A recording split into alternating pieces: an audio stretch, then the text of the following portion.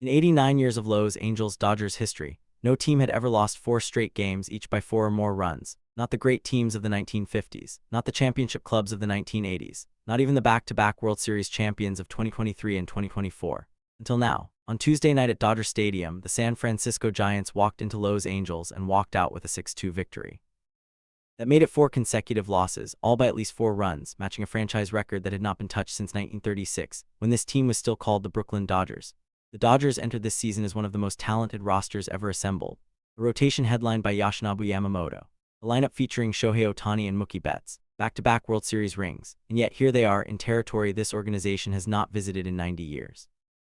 If you want real, honest, fact-based breakdowns of exactly what is happening with this team, no spin, no fluff, Baseball Daily is where you need to be. We are pushing toward our first 500 subscribers, and every single person who hits subscribe, drops a like, and shares this video as part of building something real here. Now let's get into it. Yamamoto took the mound Tuesday night as the Dodgers' unquestioned ace. In 67 MLB appearances, including 66 starts, he had never once surrendered 3 home runs in a single game. That number had reached 5 times where he gave up 2, never 3. Tuesday changed that. The Giants, a team that ranked 28th out of 30 MLB teams in home runs coming into this game, somehow turned Yamamoto into a launching pad. And the most painful part, 2 of those 3 home runs came off the bat of Giants catcher Eric Hosey, a catcher.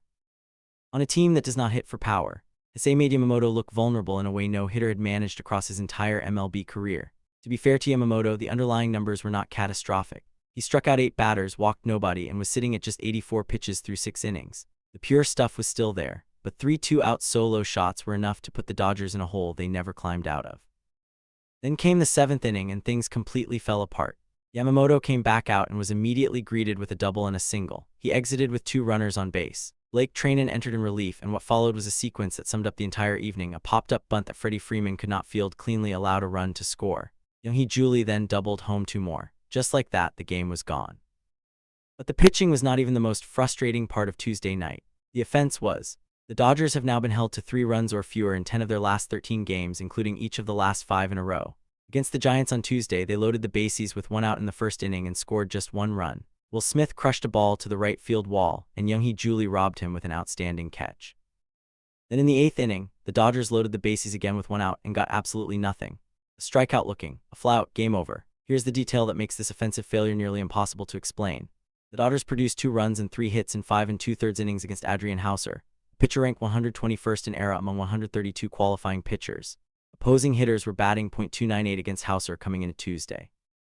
The Dodgers managed 2 runs off him. 2. The one genuine positive on the night was Shohei Ohtani, who went 2 for something at the plate and hit a home run to left center field.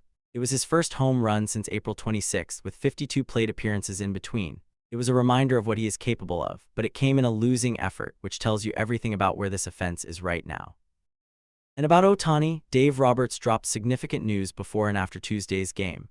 Ohtani will not be in the starting lineup on Thursday, and Roberts was leaning toward keeping him out on Wednesday as well, which is his scheduled pitching day. Roberts explained that fatigue was bleeding into Ohtani's mechanics, calling it the tax of being a two-way player. The numbers back that up completely. Ohtani has been involved in 330 total plate appearances this season when combining his pitching and hitting workload.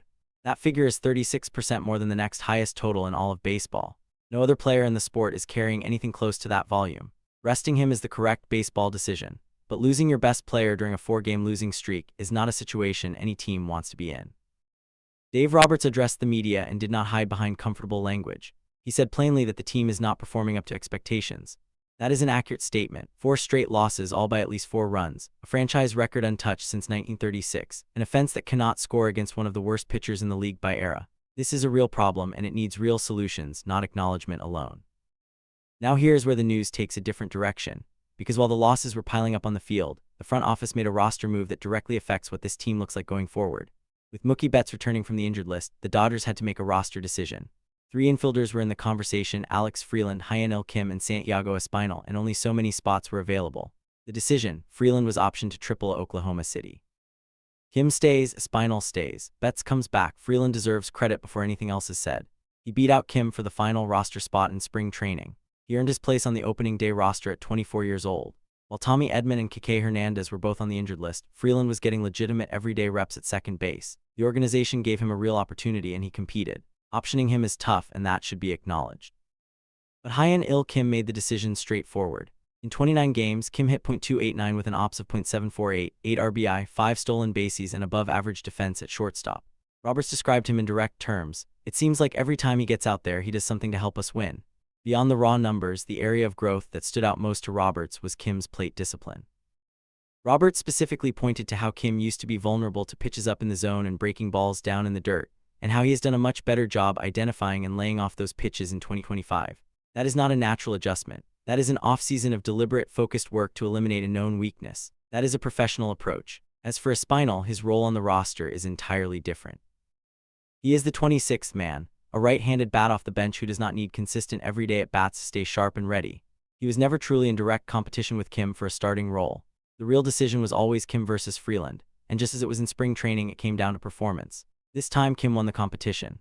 Going forward, the most likely alignment has Kim sliding to second base while Betts returns to shortstop.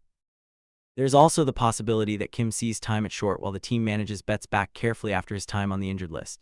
Either way, Kim will be in the lineup, and based on everything he has shown across 29 games, that is the correct call. 4 straight losses. A franchise worst skid since 1936. An offense that has gone cold at the worst possible time. An ace who had the worst start of his MLB career by one specific measure. And the team's best player being held out due to accumulated fatigue. That is the reality, but the front office identified the infielder playing the best baseball and kept him. They are managing Ohtani's workload with the full season in mind rather than grinding him down. And Mookie Betts, one of the most complete players in the sport, is walking back into this lineup. The pieces are still there. The question is whether this team wakes up fast enough.